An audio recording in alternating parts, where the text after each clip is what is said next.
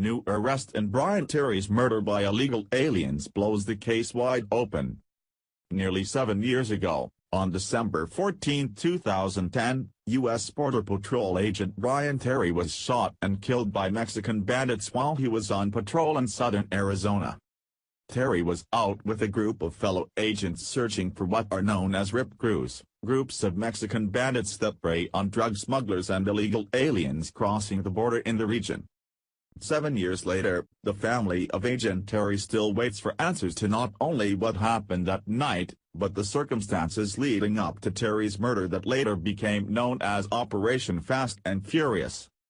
2 of the guns found at the scene of Terry's murder were later traced back to the federal law enforcement program that put guns into the hands of criminals. Great news! The cartel scumbag suspected of shooting and killing Border Patrol agent Brian Terry in 2010 with the gun supplied by Eric Holder and Barack Hussein Obama was arrested in Mexico Wednesday, senior law enforcement, Border Patrol, and congressional sources told Fox News. The suspect, Herculano Osorio Airlines, was apprehended by a joint U.S.-Mexico law enforcement task force that included the Drug Enforcement Administration, U.S. Marshals and the Border Patrol Tactical Unit, BORTAC. A $250,000 reward had been sought for information leading to the arrest of Osorio Airlines, who was captured at a ranch on the border of the Mexican states of Sinaloa and Chihuahua. U.S. authorities have said they will seek his extradition. Brian's death exposed Obama's Operation Fast and Furious, a Bureau of Alcohol, Tobacco, Firearms and Explosives (ATF) operation in which the federal government allowed criminals to buy guns in Phoenix area shops with the intention of tracking them once they made their way into Mexico. But the agency lost track of more than 1,400 of the 2,000 guns they allowed smugglers to buy. 2 of those guns were found at the scene of Terry's killing. The operation set off a political firestorm, and then Attorney General Eric Holder was held in contempt of Congress after he refused to divulge documents for a congressional investigation. 4 members of the RIP crew already been sentenced to jail time, and the U.S. Manuel Osorio Airlines was sentenced to 30 years in federal prison after pleading guilty to first-degree murder in February 2014.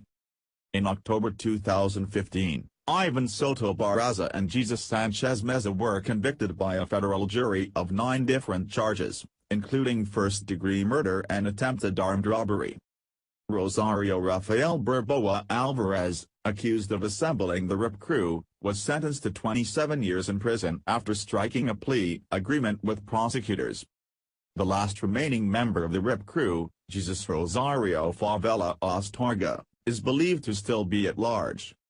While more documents about the Fast and Furious scandal have finally been disclosed to the congressional oversight committees, Brian Terry's family still must deal with their pain brought on by the lack of answers.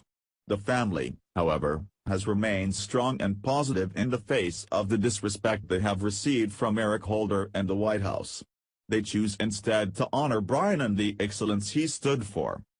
I wanted to take a minute and thank everyone who supports the Terry family in getting justice for Brian, Ken Terry said to this writer. It means a lot to me and my family. It is greatly appreciated. Brian wrote a poem that described how he lived his life. It is titled, If Today Is to Be the Day. So be it. It saddens me that we still don't have answers for, or accountability for, Brian's senseless death, Kent continued, a death caused by the ATF and other agencies.